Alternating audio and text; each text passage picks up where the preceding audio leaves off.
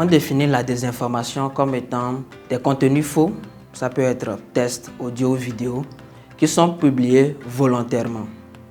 De nos jours, avec l'avancée de la technologie, les réseaux sociaux, les IA, la désinformation est devenue monnaie courante, alors que ses conséquences ne sont pas si banales que ça.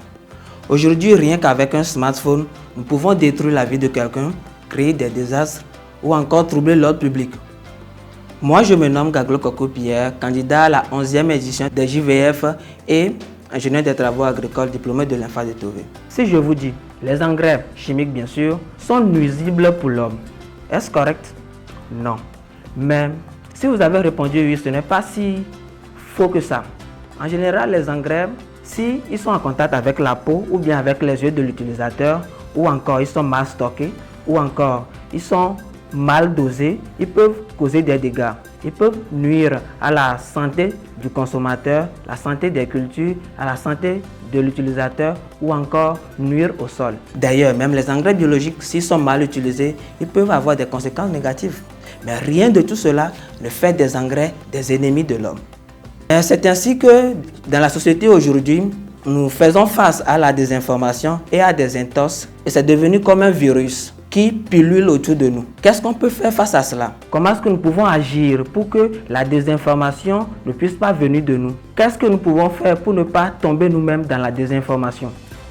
J'ai quelques astuces pour vous. La première des choses, il y a 5 questions que vous devez vous poser. Qui a publié l'information?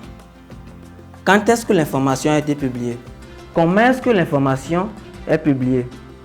Pourquoi l'information a été publiée? Et l'information porte sur quoi?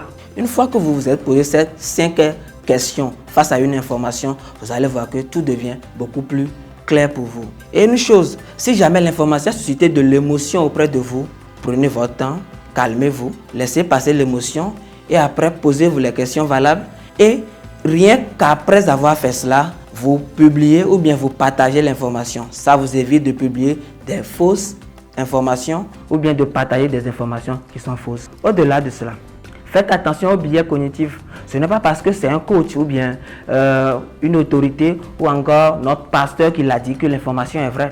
Ou encore, ce n'est pas parce que tout le monde dans mon entourage dit que telle chose est comme ça que c'est vrai. Donc, je vais vous prier de pouvoir partager cette capsule avec vos proches afin de mieux les outiller, afin qu'ils puissent savoir comment agir face aux différentes informations auxquelles ils vont faire face sur les réseaux sociaux.